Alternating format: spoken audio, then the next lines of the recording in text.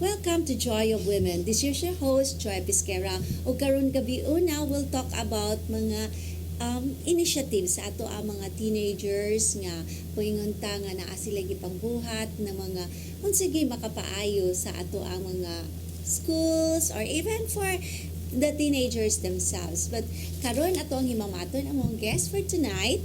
First is the Secretary General of GIHAY Initiative. She's an incoming third-year economic student at the University of San Carlos. So ato himamaton, Deborah Santiago. Good evening, Deborah. A blooming evening, Dita, and everyone at home or everyone watching. Yes, and then our second guest, she is the chairperson of the GIHAY Initiative, an incoming third-year accounting student in the University of San Carlos. Akong inaanak, Alixandra Alviola. Blooming evening, everyone. I'm so happy to be here with my tita, my blooming tita. Dito kay nagparehami da kuan mi siya kanon sa to Barbie attire. Wala nagsabot. Oo, parang pagaingnon we have the same wavelength. Women. Yes, oo. Dito so kuan ba like sa school ay tempa ningon ko mga ni teenagers parang ganina while I'll talk about teenagers parang na may a little reaction nga naman di ay mga pila naman ay inyong mga age but you look like teenagers. Siguro 17 years na ko for 3 years. So, 17 years old During sa pandemic. Oh, okay. Bitaw Forever said young no. na niya. Forever young. Bitaw ana said na. Kaya ako when I was also like in my I think I was 13 years old. Like maybe I just enjoyed my being 13 years old, and then I was like wishing God can I stay forever 13? Oh, sumawa sa niya forever 17. Taylor Swift never grow up. Bitaw sad. And then ba like sa school karon like I'm pretty sure you're already like back in school. So how is it na ba? It's really like for kanabang ingon nga full time na mo nga nasa school. Yeah, I believe padung na among return to school, but it's still technically break yet, padung pang enrollment. It's just very hectic lang during my time siguro because we have qualifying exams. Ah, really? Manaktak na, yeah. Manaktak na okay. sila. So, either if makaflar ko, mo shift. Kung makaflar ko, I stay. But if dili, mag-shift ko. Ay, really? Inana na ron ang sa accounting? Yeah, lahi na siya sa imong time. Sa imong course. OMG, my time. My time. Yeah. Abita, kay, during our time, it's more on, there was like not really a qualifying exam, but then we have to maintain a certain average like grade. So I think with the average and then at the same time, the accounting subjects should not be, I think, less than 2. But then we still have the departmental exams. So but then nindot man to ang departmental exams nga kay kung mag-top ka sa departmental exams automatic flat 1. Oo, napabaya po There's departmental. still a system. Yeah. Okay, but then there's still like qualifying exam. Yes. Oo. Parang kang every year you have your entrance exam like that. Yeah, basically, yes. We have one exam for the first years, and then after second year before third year, then after third year before fourth year, and then the last exam is pre-boards. Wow, parang kag it's so challenging di ay for accounting students. Yeah. Oo. Every day, mas-threaten ka kung accounting gihapon ka. Oh yeah, bitaw din mo kay like for sure when you study accounting or enroll accountancy, you have really in mind that you become a CPA. But then those things as well, I would say nga help you nga prepare Train. for the For the board exam. So how about sa economics? Is it that really grueling? We only have one block. So, Uh-huh. gamay kami mga 17 na siguro mi. And every year, magkagamay jud. Pag karon na year, upat ra kabuk among 4th years. Really? So there's really no need to kanang say tawana have a qualifying exam. Wala. Kay ang subjects mismo lisod. Parang I'm sure sad ka nang only few are interested to take up economics. Yeah, muna mo challenge always na usually every year kay mo reach dun may og senior high students na mo encourage na pilion ang economics kay it's interesting, it helps you understand about the world, di ba? Yeah. Mo sa ni take og economics kay gan ko makasabot sa kanang balita gani may sila inflation, unemployment. Oh nya ako kay Kanang unsa man supply na? and demand. Kana nya. Oh. Unsa man na sa mo to like na introduce ang economics sa pag senior high niya. Diha ako na okay, interesting na siya and I hope daghan sad na Mga mo-take og economics. Okay, this year 8 ra sa daw ang ni-enroll na first Wow. year students. Bitaw kay like maybe so is it because mao ni ini ato ang nasod because only few studied economics. Bitaw no kay like when even sa I think we had only one subject two subjects on econ during I'm not is it Yeah, we is do the same? have economic Two also. development Yes, subject. oo nga parang I think even at that time kanang unsay nga nini it was difficult. Yeah, duha lang naka subjects and then ako apag yun when I took up the subject nga economics kanang akong oras kay 12 to 1:30. Ay, And then like tingkatulog, gutom, and then istorya sa teacher nga parang lain ako magparang lain mo unsa mo ma-imagine no need ako magtingay dunggad sa akong teacher or na unsa nako wala ka Nagut kasabot nagut man na tingay no. So bitaw mas mayo datong wala sa alas 12 akong klase. Bitaw so it's really that difficult there ang economics. sa first years kay mostly minor subjects siya so makaya pa nimo maganahan pa ka and introduction na siya sa subject and then second year di na magsugod og kalisod. Yeah, and then third year since tanan major na diha na most people mo shift so magamay na jud ig fourth year. Is it lisod or boring? Both jar. I mean, what may boring, di ba? If ganahan jud ka or if interesting pa mo. Pero, Yeah. na jud times na daghan kayo math, puro numbers, so makatugon jud ka sa. Okay. So daghan sa day kay computations ang economics. very. Oh yeah, maybe like you have to like you have to make computations like do statistics, di ba? Yes, Kay like you especially if you like think about economics, you have to think about the economy, then you have to how to compute the GDP. Yeah. Yeah, no? Daghan kag i-remember na formula. So, ako sa una, mag-think ko na, di man kay naka-favorite ang math. Pero karon ni-take og economics sa mga. Okay. It would have been a lot better siguro sa akong time if nag-math na lang me on economics rather than all words. Kaya maybe that's why siguro I thought economics was boring. Okay, like like you'll talk only mga inflation in words, diba? So, yeah, I would prefer numbers man good. So, mo nang nag-accounting sad ko. Yeah. Oo, so mo nang it's a lot better for me on the numbers but then like with all those ba nga kanina bitano udto maguto ako. Good nga naman jud to so kamo dihang nagtan-awan yung enroll sa subject nga economics para di siya feeling boring kuan kinahanglan dili sa udto. Kakuyog mo mami ato. I think lahi may og time to kay when di ba as we as we progress in college we can already choose the Schedule, time the schedule and then kung like third year fourth year we're no longer sa block sa di ba di nata sa block but is it important ba in like sa college that kanang block sad naka-start di ba start mo as block?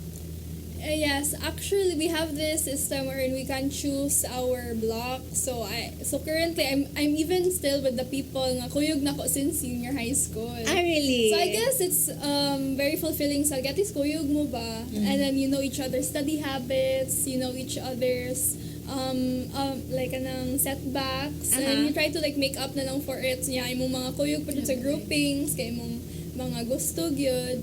So I think it's a really good system. You get to choose these people. Yeah, siguro ninot mo if non-block ay para makamit kag other people. But so far I'm really glad to be with the people I'm with sa accountancy. Hopefully magkuyog yapon me. Yeah. Qualifying pa ba ya? Abitaw kay like in Ana like you just feel like in high school that you still have the same classmates all throughout but I would say not in your case. I mean, true. Yeah, kay like pila na lang mo 12? Mga 70, ano? 17. Kung malaktak Wow. mo, Debs, maapil ang economics. Yeah. Also, Actually, daga nag-times na na-threaten na ipatangtang ang economics sa USC kay gamay ra kay students mo enroll. And na-timingan pa jud ko na, like na okay siya balik na. Ayan. Nagihap. But I think no, kamo the same na mo og department kanang School of Business and Economics na naman. yeah, same school. Yeah. Yes. Kay before, like I think during my time, it's ano ba siya, separate pa siya kay ang economics was still with AB. Yeah. Yes, they were there with the kuan kanang same as like poli, di ba? And all the sciences. Oo, and then ang accounting was just with commerce, and then mga subjects ato like aside from accounting, business ad, secretarial administration. I'm not so sure if it's secretarial administration, but more mostly it's kuan good siya, separate ang economics. But Yeah. now you're on the same. Under- Mo na nagkaila mo. Actually, Since elementary pa. Ay, since elementary pag gid mo classmates gid mo sa San Carlos, mga kuan gid mo, mga loyalty awardee. Yes. True-blooded Carolina. Yeah. So parang yung ingon nga grade school anto kuan. Yeah. Oo. And then it's good also that you still see each other in school. Very. Yeah, the same same school of economics and kuan, same Department. building, di ba? Kay separate naman ang building sa ano, di ba? So although I have really also parang in a while been able to swan kay ako nang amo ang alumni association and been active for a while. Oo, sa alumni association. Yeah, it's a good thing na you can still do that. Oo, they like in terms of like scheduling baron sa school. So is it also okay lang sa imo ka like block? So imo ha Devora, is it really like challenging like choosing your subjects and then na fitting in with the other also na mga kanang minor Students. subjects?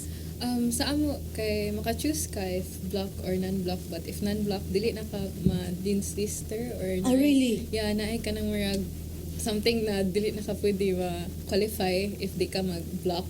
So, That's the new But then like it's okay if kanang unsay tawagan na mayong kag di na ka ma-dean's list. Pero kung nagya pa grade ano. yeah, pero it's unfair. Yeah, Because like it's same raman. yeah, kay like you, how can you stay with like mag-block mo nga gamay ra kay mo, di ba? Like supposedly in one class it should be at least like 40. 40, yeah. Oo. And then you're only 17. So basi ang inyong tuition double. Di ba? So isa sad na lisod if kanang ma-fail ka sa class kay if ikaw ra isa mas mahal jud ko kag bayaran kay Oh yeah. Oh, okay. You have to pay for the entire like facility, class. entire the teacher for that. Yeah, dako jud ka ay bayad. Yeah. So- Unlike sa accounting, daghan kayo bahin. Nag-enjoy me. Oh, because like it's for me if they come up black, but as long as for like sa what you call this during like di lang During my time. ta maghisgot og pila ang gap. Because like when I was in college, when I was in college, when I was in Yes. UNIV, naman ako na. When I was in UNIV, pang US dating ba? When I was in UNIV, from college na lang ay. Kuan ka ng like as long as you get you enrolled in the required number of units per kana siya nga year, you can still be a dean's list. Oh, but now if it's unfair. Oh, kung di ba kung you Yeah, got same the round same imuhang di ba kay like it's also added to your like feeling proud of yourself. Actually. Di ba? Kung mag-dean's list ka. So, So, kanila si Sandra, nag-dean's list ka ron. Yeah. Currently, I believe, hopefully, maghihapa ko. Patay. Pamaligawas ang recent year. semester. Okay. Hopefully, this is maghihapon. So, ikaw, Deborah, mo na yung challenge is kuan. Kansad, like Oy, hopefully same gyapon. Try mo na siya. Ito top 2 sa school. Wow. Business and economics. Free Ako, I trial. believe, akong highest ra kay 6. Top 6. 10. Yeah, I believe. The School I'm of not sure. Economics. Yeah, That's School of good. Business and Economics. Okay. I know, Hopefully. Kuan. Beta, I'll Hopefully, pray for magayon. you. Beta, that's good. That's good to know. It's really, Kuan, kind of parang inspiring to have the kids, di naman mo kids, inagay mo teenagers, Kuan, teenagers 3 years ago. No, it's really very good now. We have really students that excelled in school. But before tamo continue, mo po sa tagpipila ka pa ng walls. Stick with us.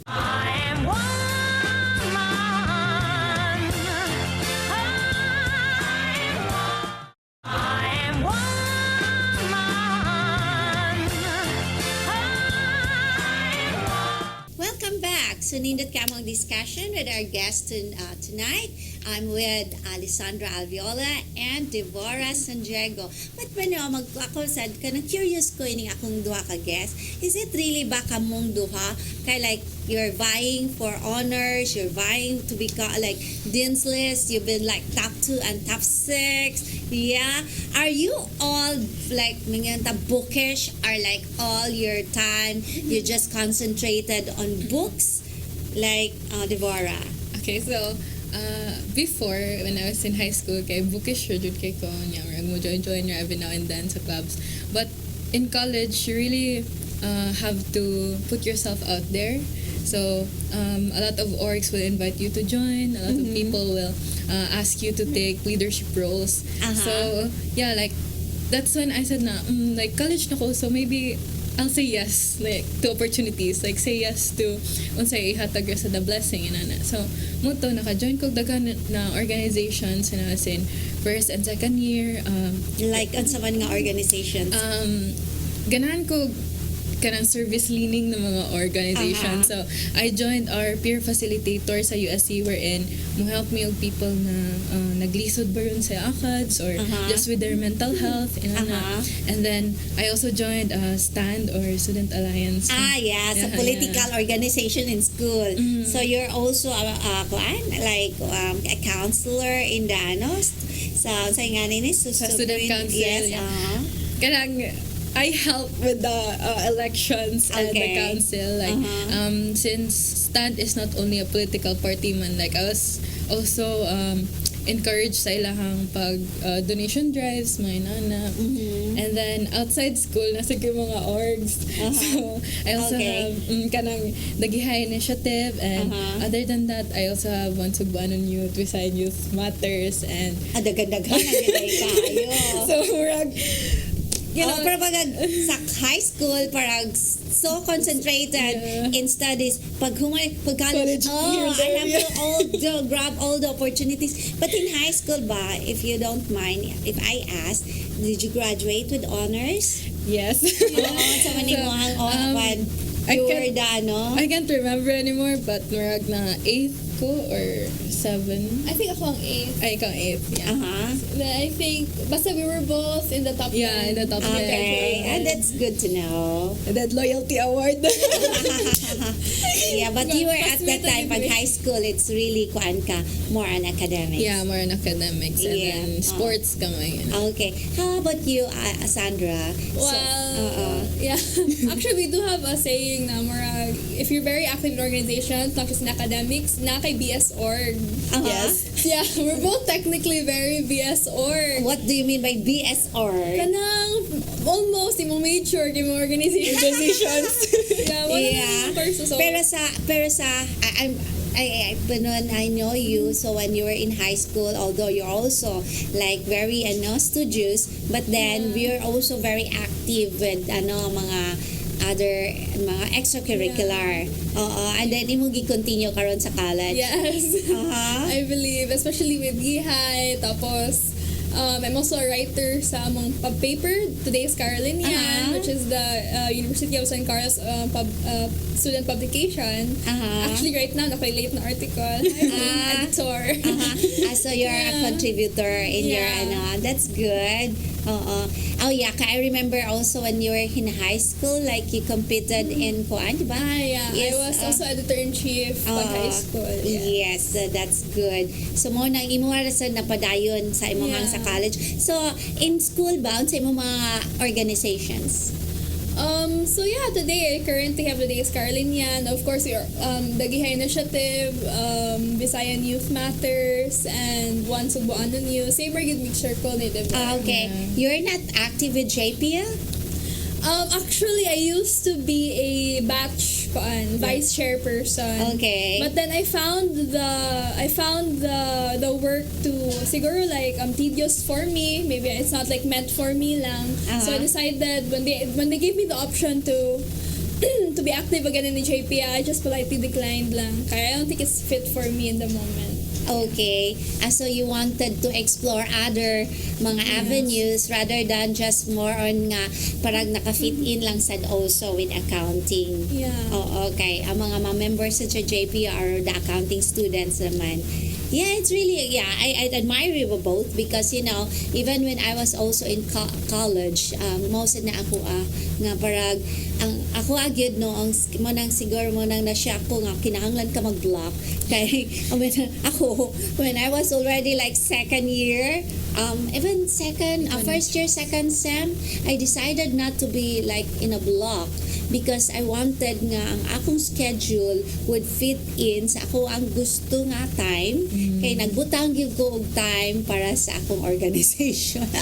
Yeah, like inana ba like siguro Time management. Time management kay namo gyud oras nga like 3 to 5 para mo gyud na time nga magka-meet sa mga like mga classmates or even from other colleges or schools nga mag-meet so mo nang naabot ang akong econ og alas 12 sa to para ikala stress free ko sa ako ang mga orgs. Yeah, it's like parang it's also very important to have balance. So you really think that you're like ikaw Deborah, parang daghan kang organization. How do you balance your studies and organizations? I think sayon siya last few years tungod on blended setting me. So nowadays na online ra, so pwede rin ako dadon anywhere, like I would go there but maminaw sa class inana. And nasa times na sa econ wala mi 9 days na may klase. So kanang research na lang. Siya, so research assignment na assignment lang. And okay. then, so pwede ako mo adto sa GIHAY baron, then magbuhat assignment dito while nag-work sa dina, multitasking mo hulog. Siguro mas malisod ni karon nag-year tungod full face-to-face na mi. Okay. So nadyo mo sacrifice. But you should not sacrifice your studies. Not that. Labi na like you're an incoming third year. Yes. Oo, okay. Parang I am sure it's more on daghan na kay mga major subjects. Oo. So how about like you, Sandra? So how do you manage your studies and then extracurricular? Basically, when you juggle all this academic load and also juggling your organizational load, it's really very much instinct-based. Because you have to know, what are my priorities, what are there in that order, and you also have to arrange na lang your tasks by urgency, right? So it's very instinct-based. Kasi why pud ko anang sa office ko naghimog assignment. Because you have an office, man. Sa office ko naghimog assignment. Kasi why sad ko nga nagtahi ko, nagunahuna na lang ko sa akong assignment. So it's fun. It really is up to you. Your passions, the urgency of everything, imong mga responsibilities, and just because life technically finds a way. You don't have to overthink it. Okay. If what comes to you will come to you as long as you don't slack off ng guro. Everything flows. Yeah, because like even like writing an article, it can also be like draining mentally because you really have to come up really with that. I'm pretty sure you also have this passion to really come up with a very good article, and then and at the same time you have your studies to think about. So but normally with your being a part of the today's Carolinian, does it really like require much of your time? Actually, yes, it does require much of my time. Not because necessarily because daghan kay ko gi-assign, but because making an article is very mentally draining. Tapos mag-interview ka and you have to replay pa the interview, mag-transcribe pa ka, you have to like put everything in order so that it's ethical and dali ma-consume for the public. So it really is siguro mentally draining on my part. I still have to work on that, but it's really rewarding in the end. Okay, but then imo habang assignment as a writer sa today's Carolinian, is it really more on, is it like a feature that it depends on what you think it's a good topic, or you like mentioned you that you really have an assignment that you have this type that you have to come up with this article? It's a mix of both. You can pitch an article to the editorial board, but they technically assign tasks to you, especially mga news articles. I do both news and feature. Yeah, and I also do like mga siguro a little investigative journalism, wherein if there's a current issue sa school, technically I have to go to the counselors, I have to interview them, and I have to input all that information into one article. So yeah, it's a very rewarding job trying to get to know things that siguro that you want to kanang bring this information ba, so that everyone can use it, especially on important issues like tuition increase, right? Or mga issues with the Student Affairs Office, which is the OSFA. So yeah, it's a really it's also it's a commitment for truth, right? The truth and your idea of what is right and justice, right? Yeah.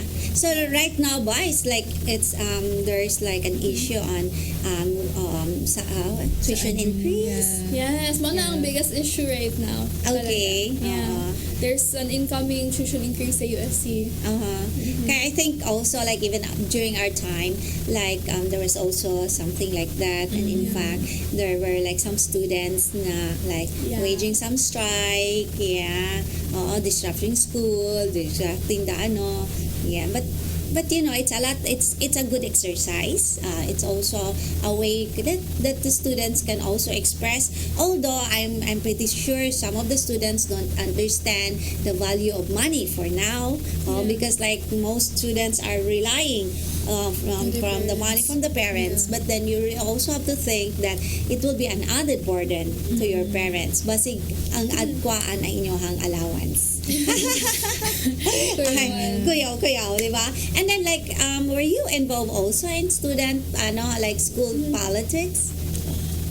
Actually, when we talk about school politics, diba, it's very wide. Yeah. Technically, if you're a student, you're in student politics. Yeah. But then, like, no,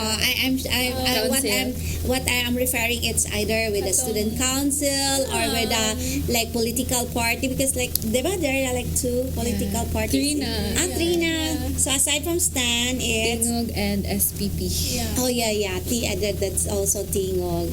I think my part in today's Carolinian and like making sure I'm a responsible journalist, giving truth or giving light to these issues, I think that's part of my student politics. Okay. So, but then in terms of like elections, it's a lot better that you will be neutral because you're technically with ako ang tig-transcribes ng giingon. Bisag na maksabta nilang naingnan, kailangan ako pa make sense, i-criticize nilang gipang-ingon. It's a process, right? Mao po na akong contribution to USC. Lahi po na kang Devora, of course. Oh yeah, because like she's with a political party. Yeah. Now I remember there's still Tingog because like during my UNEF, Tingog was already there. It was I think my batchmates were the founders of Tingog party. Yeah, Stan had been there for a long period of 41 time. years. Yes. And then the third one, it's a new one, basically a new one. Yeah, it's also good that there's another party that can can also present an alternative views. It's democracy. Oh yeah, that's really an exercise of democracy. And I would say, like even ako, like now, although I'm in the politics but then during college, during UNEV, it's more on I was with the COMELEC. Comelec ang akong role. Lahi ako ang role dito sa Ito na sectors. Oh, yes.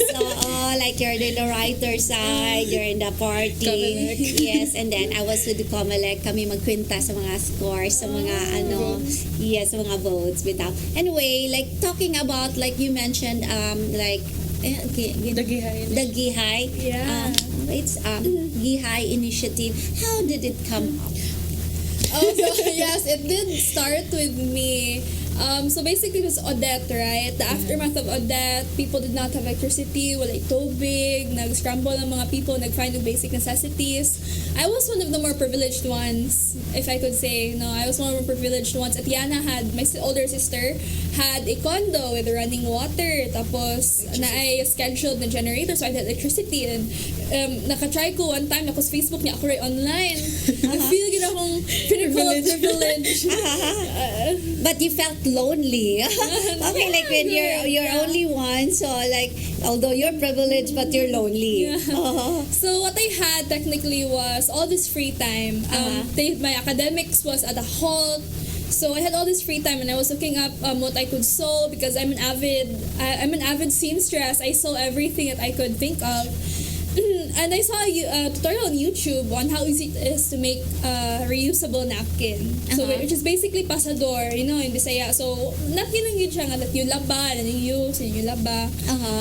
So I made one for myself and I thought, well, it's actually very easy if you think about it, to make a napkin that you could use. But it's very it has its advantages, diba, against using mga disposable na napkins. And it eventually came to me nga, unsa kaya use a reusable napkin, and technically kadang, of course, ang mapay relief goods during that time. Kaya Odette ba ya? Nagbagyo ba ya? So then you think na lang, how hard could it be nga? Wala na kay balay, or wala na kay electricity, wala na kay padulong, wala na kay ikaduol ba? Correct. Tapos gidugo pa dyan ka. Yeah. So asa magit ka, wala kay running na water. It's very hard, especially for women in those circumstances na naglisod yun sila, right? Yes. But before tamo padayon sa unsa ang kalisod nga nagian sa katawan mo po sa tagpipila ka pa hinungdom. Sigudas.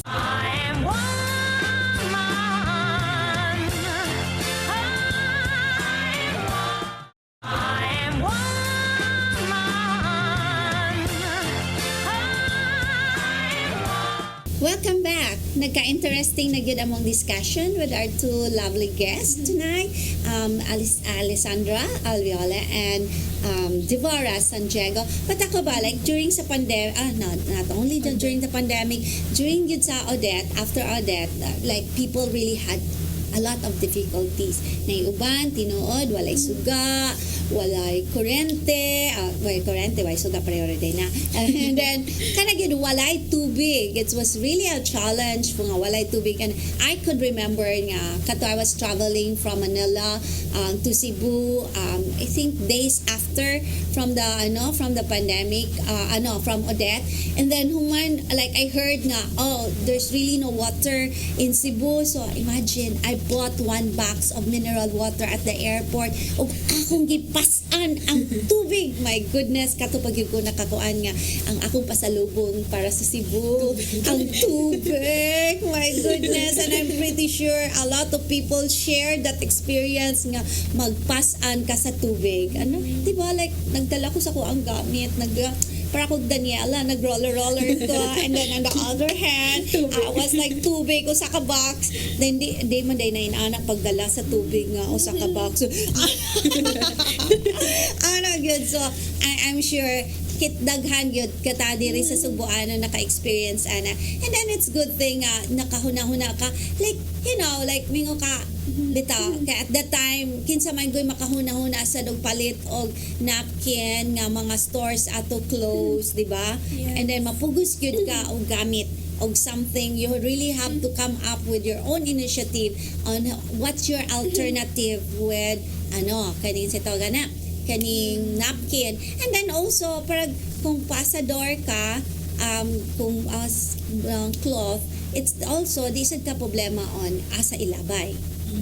Yeah, oo. So like diin magyud ka kakuan anay mohang talent of being a seamstress. Sa imong yes, your grandma. If mo go kita sa history, why nga nakabalo ko magtahi? It's because I do come from a line of seamstress. So akong lola was a seamstress. Ang mama sa akong mom, si Lola yes. Flor, she was a seamstress. I did grow up sa akong mga developmental stages until 6 years old. Nga sige siya tahi.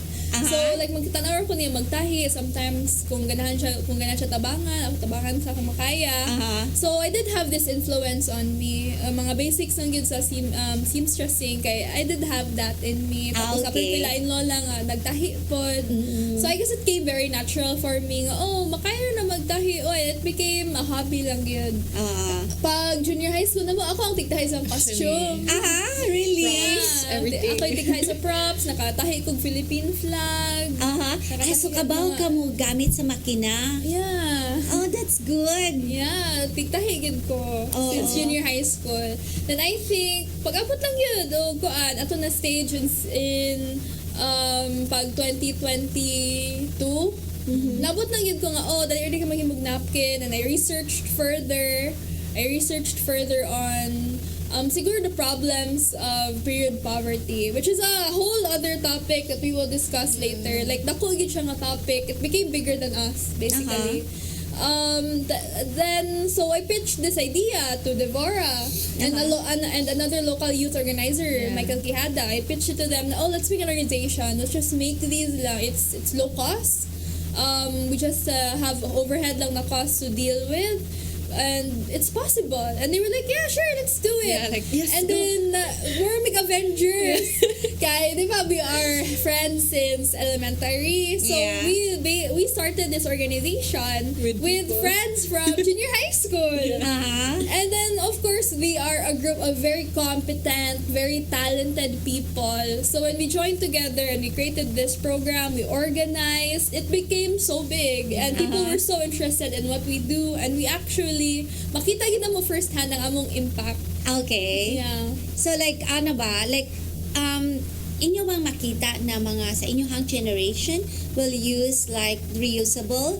Because like ako, I have to admit nga like growing up never ko nakagamit og pasador. Oo, parang although gamay ra kay ato ang budget kay kang allowance, so but then mangita kita pamaagi nga out of the budget makapalit ta og kanang what's in store kay wa sa naghuna-huna siguro nga kanang kuan like what you have kuan inang kanang what you got what nang decided to really come up with a pasador. Do you have like sample of your pasador? Yes. Alright, show them the hand model. Let me kuan. So yeah, we do actually get this question a lot. What's sila experience ang gamit og pasador? But technically, ang pasador historically mo ginang gigamit sa una pa. Yeah, siguro modern na today. Nanay modernized version na ibaligya na siya karon, commercialized na sad siya. Yeah, people also are starting to use pasador kay tungod kanang aside sa magamit siya balik-balik din na need mapalit or mahutdan ina. Correct. Kay environmentally friendly sad siya. Oh yeah, I would say because you know ang event kuan kanang si tawag ana ay kanang let's say kanang napkin, di ba? Like when you throw it, it's kuan set. And even siguro like not only, di ba, like we use panty liners. Di ba? So maybe like kuan like a napkin is just thick. Maybe you can come up also panty liners. Yeah. That's also being like di ba? Kanang kay the thinner ano ba like you can have like the di ba kay like kanang naman ka sa imo when you choose like parang kuan lang niya parang sometimes people will think like kuan kayo og tabu ang pagkastorya, but then like naman ka like sa nice thin, I thick, na for heavy, di ba? So you also have like that. We actually have different sizes. There mo din. Yeah, we also have a thinner one. Okay. Okay. Yeah. So unsa inyong gisud inside? to make it like make sure, but as because for sa akong kanang pag-feel kuan, it's more like parang gapon siya na sa ano, parang ang kuan na ko, parang it's still napkin, it's just like it's cloth pero inside parang gud siya kanang in the middle na parang siya gud napkin. So what do you Okay, so what makes our napkin different sa kanang commercialized napkin, and what makes us low cost and much more sustainable? Kaya we actually accept clothes donations. So kaning mga clothes donations, we cut them up and then we make them into this. So mga layers rin siya, mga t-shirt, mga like kanang mga shirts rin ninyo, mga sweaters. And then we tie them together to make sure na kanang limpyo gyud siya, kaya mo siya iinit, amo siya put into i-heat to a very high temperature, amo i-asinon para ma-dehydrate na gyud ang mga bacteria na living, tapos amo i-wash with actual detergent. Di mo ni siya mo core. So this is what actually absorbs good the napkin, which is kind of inside sa napkin. Ang mo-absorb sa blood. Tapos to make sure nga ma-use yun siya, kaya we have a waterproof na material. Okay. So kana nagyan nagipalit. Waterproof na material. Tapos for the outer, kaya of course we have backing, mga new material pwede backing o ang topper. This has to be new kay mamay mo hiccup sa private part. Oh yeah, right. So mao ni siya ang napkin. So ang insides lang ang para kato mga reusable. Reuse absorb sa bugat kaning big part. Pero isn't it ba like dagkura ka inyong size?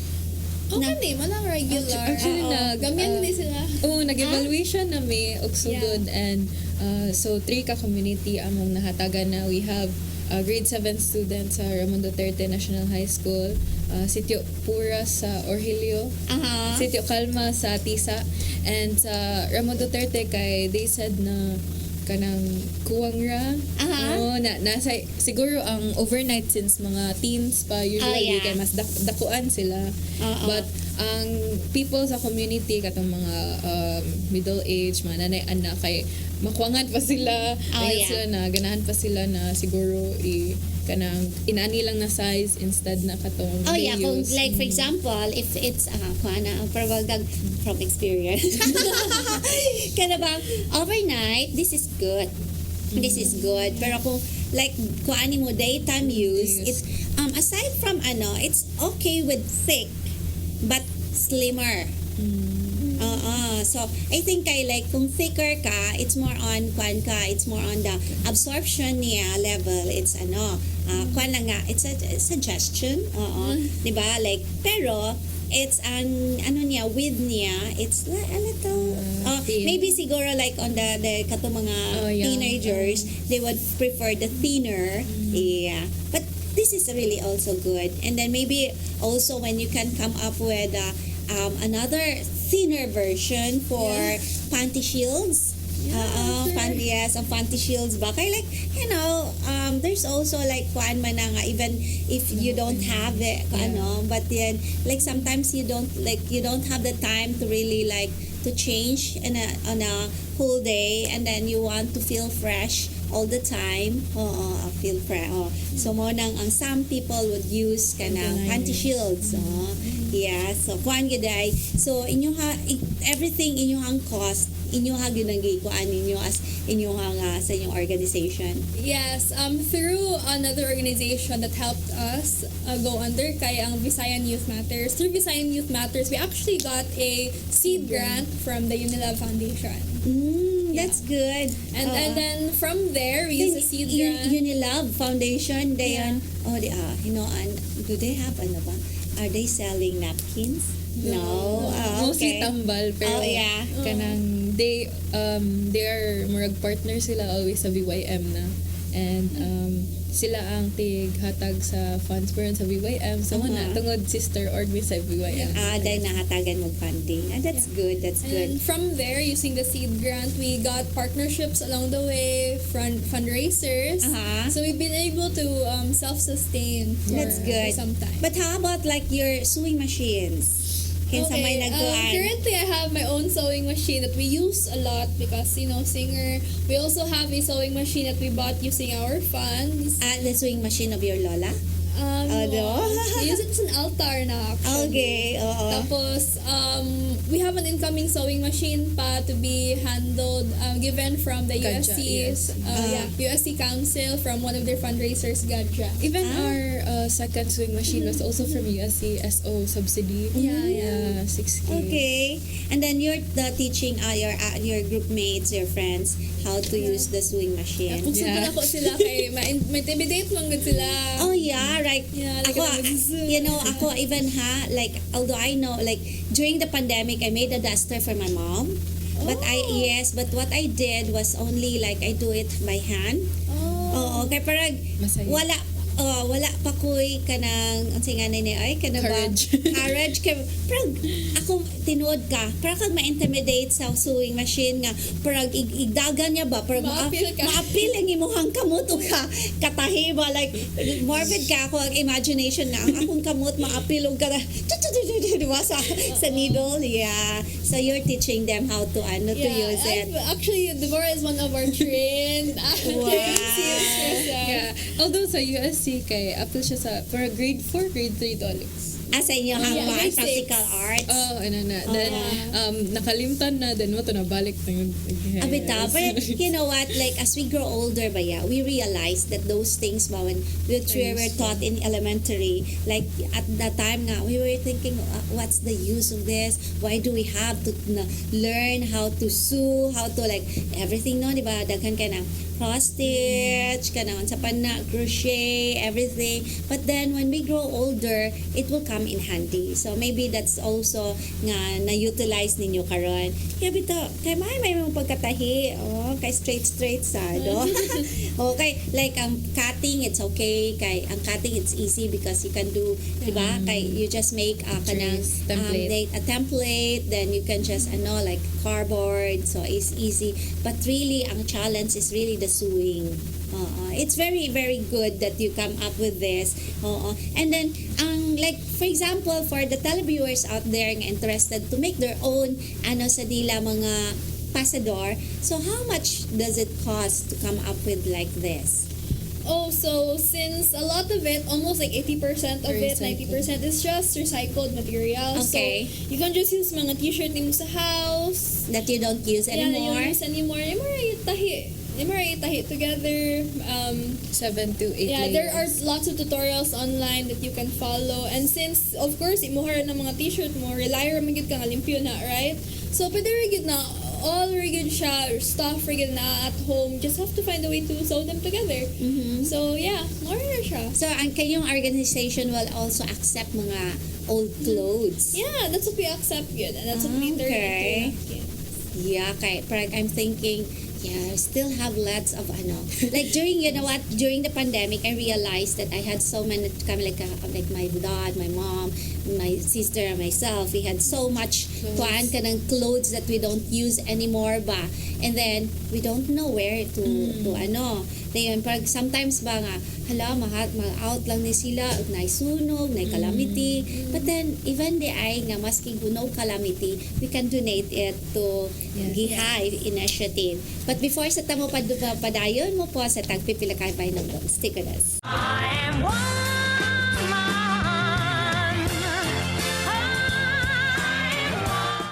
I am woman.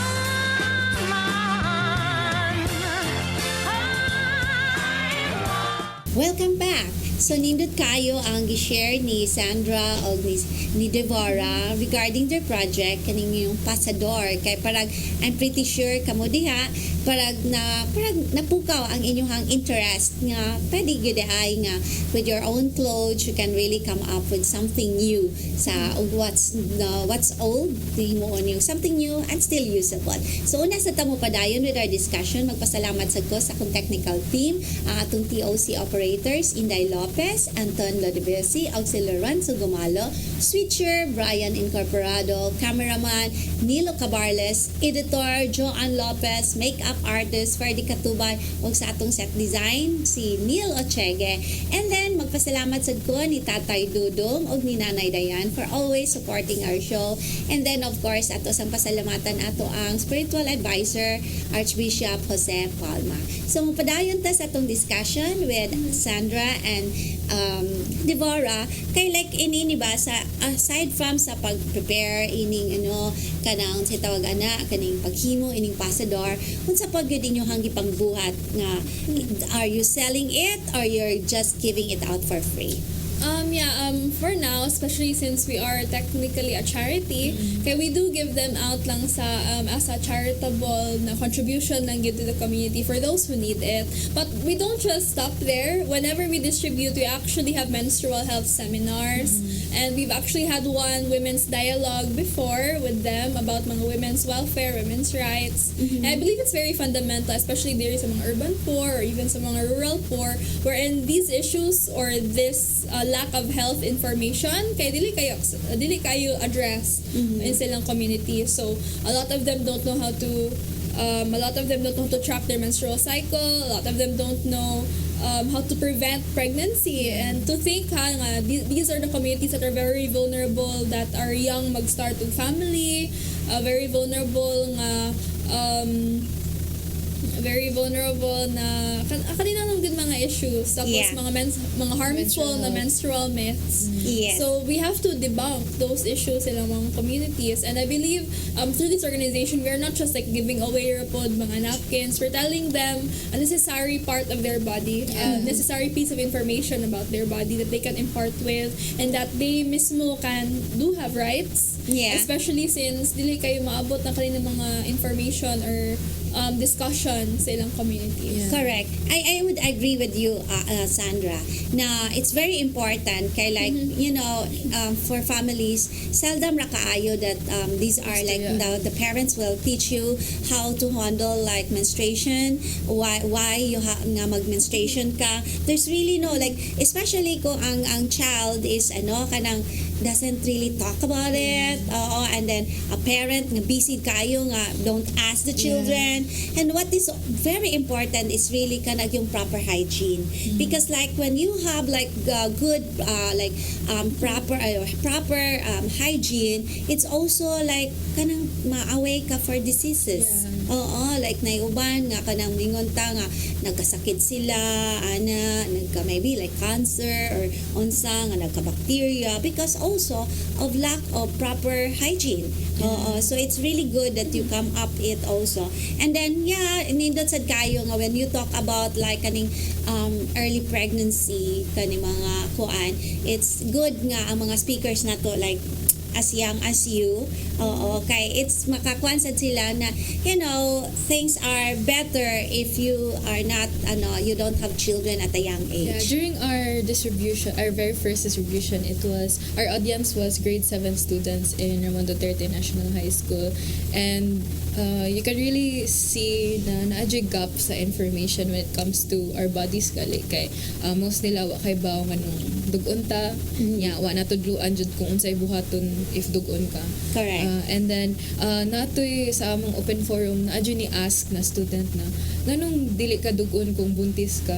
And kana na information, it's supposed to be taught na like grade 7, grade 6, grade 5, but sila grade 7 students wa kay baw. So during our talk kay nasa mi daghan na debunk kana mga myths na dili pwede maligo kung dugon. So actually better siya when it comes sa pag like hygiene wise. So muna Bita, it's a good thing also, like making young women understand also the consequences once you already have menstruation. Na kung if you do something na which is beyond norm, it can be nga possible nga mabuntis ka. And then when mga bata pasad nga, if you're not yet fully developed and then mabuntis ka, it's also dangerous for the young lady nga sitwasyon, and then it's also unfair for the baby onya.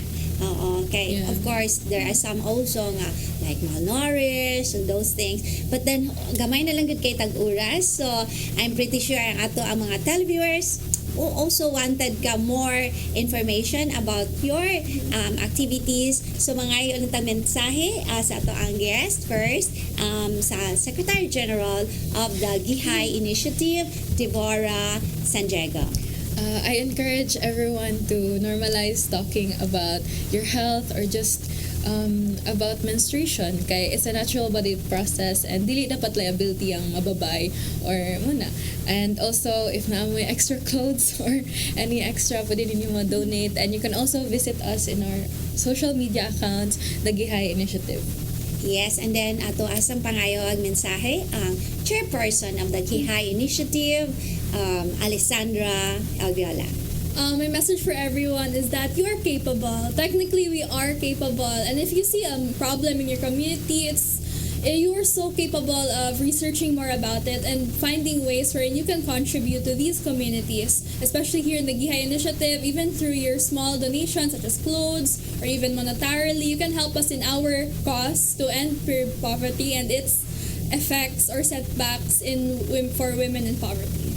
Yes, thank you very much, Sandra, and then Deborah for joining me tonight. So I'm pretty sure ang ato ang mga young girls karon parag nakuano sila kanang na-inspired with your presence tonight. And then magpasalamat ko kaninyo for being with us, and I hope nga daghan mo mapagtulunan nga nakatunan, and maybe like inyo na nang tan-awon inyo ang mga used clothings, and then you can do your own and make your own pasador. It's very important na kita tanan, we really have to take care of our personal hygiene as well as mga kabataan. It's not your age is not a hindrance for you to come up with a good initiative like the GIHAY Initiative. Daghang salamat. Woman, hear me roar in numbers too big to ignore. And I know too much to go back and pretend